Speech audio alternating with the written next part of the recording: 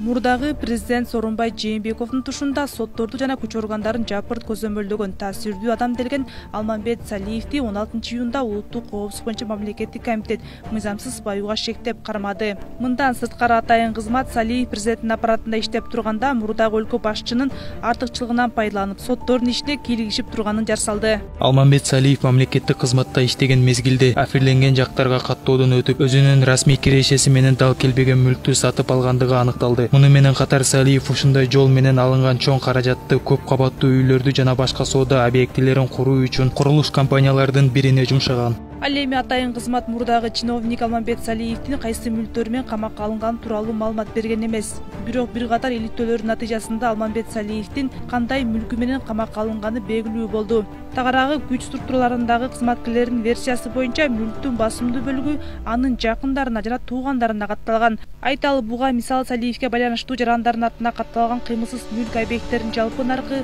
$900,000 ашат. Бул деге 70 миллион сомдон ашык дегенди билдирет. Президенттик аппараттын жетекчисинин мурдагы орун басары Алмамбет Салиевдин 2016 жылы 1 жылдык кирешеси 620,443 сом болгон. Ал эми жакын тууганы болсо 151,858 сом киреше тапканы көрсөтүлөт. Ошондой эле декларациясында жакын тууганы 151,858 сом киреше тапканы жана 6 сотук жери бар экени жазылган. Андан башка эч кандай мал мүлктөрүн көрсөткөн эмес. Ал эми айрым маалыматтарга таянсак, Салиев 2016 жылы 1,116,289 сом киреше тапкан. Бирок салык кызматынын базасында 2017 жылы декларация тапшырбаганы көрсөтүлөт. Кызыгы, Салиевдин 2018 жылы кирешеси мүлкү кескин түрдө көбөйгөн. Тагыраагы ал бул жылы 2,505,932 сомго чейин киреше тапкан. Ошондой эле наркы 900,000 сомго тете бодо малдары жана 551,000 сомдук майда мал жандыктары көрсөтүлөт. Андан башка баасы 2,220,000 сомдук жылкылары болгон. Ошондой эле Lexus 470 үлгүсүндөгү автоунаасын көрсөткөн. Ал эми жакын тууганы 110,000 сом киреше тапкан. Мындан башка 6 сотук, дагы 6 сотук жана 10,5 сотук жер тилкелери бар экени жазылат. Ошондой эле наркы 210,000 сомго тете компьютер жана орг техникасы жана башка 82,000 сомдук үй тиричилик буюмдар көрсөтүлөт.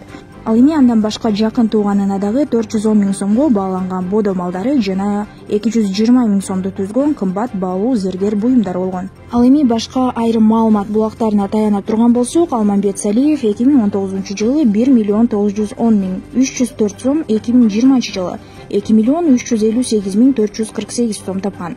Жалпы кирешеси 8,195,939 сомду түзгөн. Бирок белгилей кетсек, салык кызматы 2019, 2020, 2021 жылдарда тапшырылган декларацияны азырынча базага киргизе элек.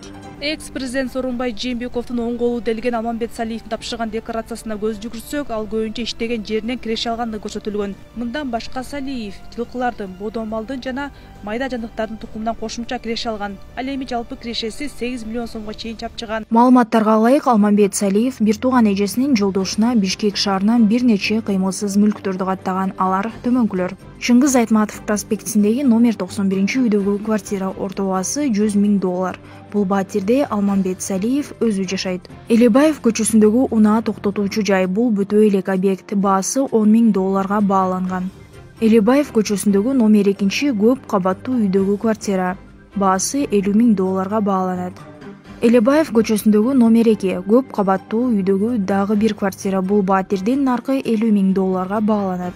Ошондой эле Алмамбет Салиевдин аялынын эжесине Матросов көчөсүндөгү турак үй катталган, баасы $30,000 чапчыйт. Андан сырткары Астра Плюс жоопкерчилиги чектелген компаниясы Ош шаарында көп кабаттуу үй куруп жатканда, Салиев инисинин жубайы аркылуу Наваи көчөсүндөгү Датка турак жөө комплексинин курулушуна катышуу жөнүндө келишим түзгөн. Тактап айтканда 50,247,000 сомго бааланган офистер үчүн ыңгайлашкан 844,5 чарчы метр аянтты сатып алган. Эске сала кетсек, Алмамбет Салиев президенттик аппараттын жетекчисинин орун басары болуп турган кезде анын дарегине катуу сындар байма-бай айтылып келген.